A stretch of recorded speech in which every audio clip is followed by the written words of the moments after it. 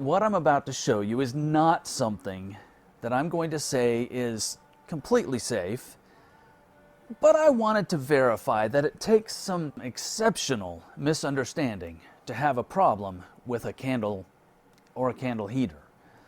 So let's look at what happened. Now, to reiterate, you're in a house if you're doing a candle heater. Everything around you can burn. This is an open flame. Please respect fire for what it is. It is dangerous. Don't play with fire. Okay? I just wanted to make sure everyone understood I'm not playing here. So, to my testing. The first question in my mind was this: to paint or not to paint? I wanted to know what difference paint makes to the flammability of a piece of wood. I decided to try to burn a piece of wood in two different ways. One way with paint, one way with no paint. First off, because I was expecting to have an open flame and obviously a problem, I decided to run these tests outside, and the best place seemed to be on my grill. I have a previous video on my channel where I cut some smaller sections of board and paint both of them on one side. With the boards painted on one side, I set up my grill so that the natural light would be helpful in seeing the test run. I learned that lesson with that other video. Also, I typically have a breeze blowing around outside, so I tried to aim the grill to block the wind, be a windbreak. I put the pot on 2 bricks and turned them to allow the wood to be put beside the pot. And I got some candles and set them up with the boards placed near the pot. One was directly touching the pot. The other I placed about 3 inches away. Now, before you think that's a good idea, I have always been taught, and I've always agreed, that 6 inches is a good minimum distance. 6 inches typically puts all flammable material far enough away that it shouldn't catch fire. A foot's better, but a good minimum is about 6 inches. However, I'm actively trying to burn these boards. So with the one touching, I put the other one about 3 inches away.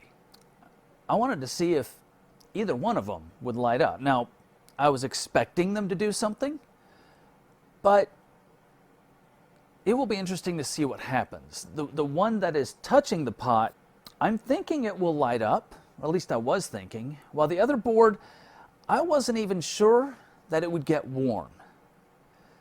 I've not done this before, so I was, just finding out to begin with. And I had a light breeze that day, so I was a little worried that the candles would get blown out, but with the grill and the bricks, I had a decent windbreak. But also with that breeze, I wasn't expecting the pots to get very warm. Now, taking a step back, as I have done my testing, I have seen that it usually takes at least 30 minutes to get the pots up to temperature. I decided to use the layout with the lid because that got the most consistent heat across the entire pot. My biggest hope was that if I didn't get a flame, I would at least get some charring or maybe even just browning of the wood as it started to get up to temperature.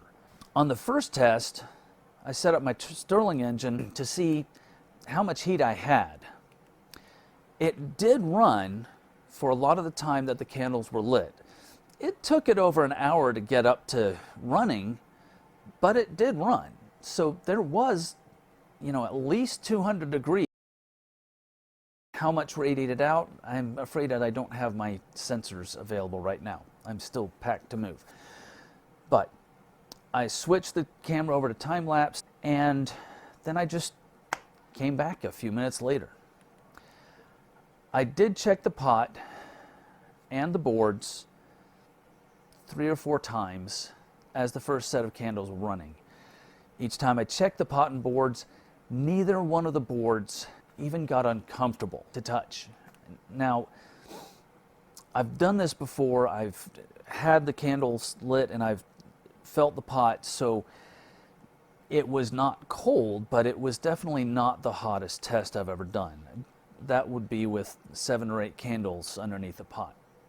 I did not know where my infrared thermometer was. I've found it since, but at that time I didn't know where it was, so I couldn't verify any temperatures. After the first test had run out, I took a good look at the boards. I knew that they had gotten warm, but I was hoping to at least see some hint of browning, charring, something, but nothing had happened, so I was a bit sad. But I had a bit of hope that paint is more flammable than a raw board. I was hoping. To find out, I ran another test with the paint facing the candles and the pot. Again, I checked the pots and boards a few times while the candles burned, and again, where I was expecting to see at least some amount of a problem, I really saw nothing. After running these tests, the only real question I have is, how much does it take? Now, famously, paper burns at Fahrenheit 451. Side note, that's an intense book. But I used a large, heavy block of wood that might possibly burn at close to 451 degrees Fahrenheit. However, after running all of my tests, I do not believe that it will be easy to get that much heat from 4 candles in a candle heater layout, at least at first. Now, before you go and say, well, if you tried a different piece of wood, it would have done something different, I know that. I have watched people do this, and I've done it myself, taking some fine shreds of wood and blowing them into a flame, and they burned instantly. But this is simulating a house where someone might put this up against a wall. Bad idea, but it has been done. So what does it take? The board did get warm. How warm? I really wish that I had known where my infrared thermometer was. I've got it right beside me right now because I found it, but I didn't have it at that moment, so I don't know exactly how hot those boards got. Maybe if I were to run this again or run it a few times, maybe for an extended burn, I could get more heat into the board. I don't know. But it's obvious that doing this once doesn't get the board hot enough to be dangerous. Now, maybe 10 times, maybe 24 hours, maybe a week of running a candle up against the wood will get it to work, but I don't have that test at this time. I might do it later, I don't know. Convince me that I should. Having a candle heater against a wall, it's going to take a while. So is it safer a little further out? Think about this. Both boards got warm. The closer one was obviously much hotter, but in the end, both boards got warm. This is still not a safe thing to do. This brings us back to my new question. How much does it take to cause a problem? Well, it is known that if you burn something near a piece of wood, it will dry out and eventually it will hit a flash point and catch fire. It doesn't always need an open flame, but it will catch fire. My extended family, on my wife's side, they found this out the hard way. They left candles burning in their house all the time. They were part of a candle party thing. They had a lot of candles in their house, and they left them burning all the time. One day they went out, and when they came back, their house was burning to the ground. There is also the video that I think has been taken down about a guy who has a boat who had a candle heater hanging against the wall of his boat, and it caused a fire in his boat. Luckily he saw it and got it put out and everything was okay, but That's one of those big videos out there of don't ever use candle heaters, and that's really why I'm doing this.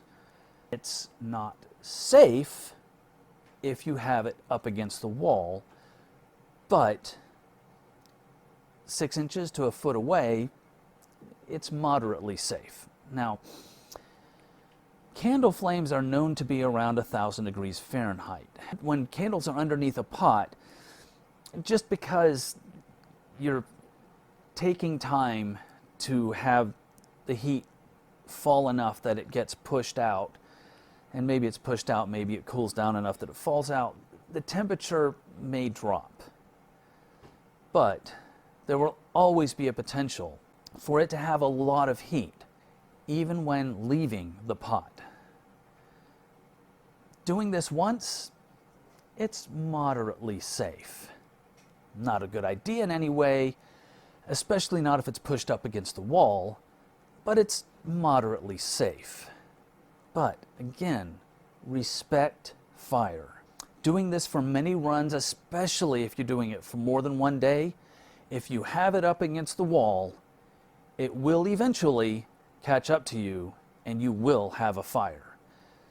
Like I said, I know of at least 2 incidents where a fire started because people had stuff too close to the wall and it eventually caused a fire.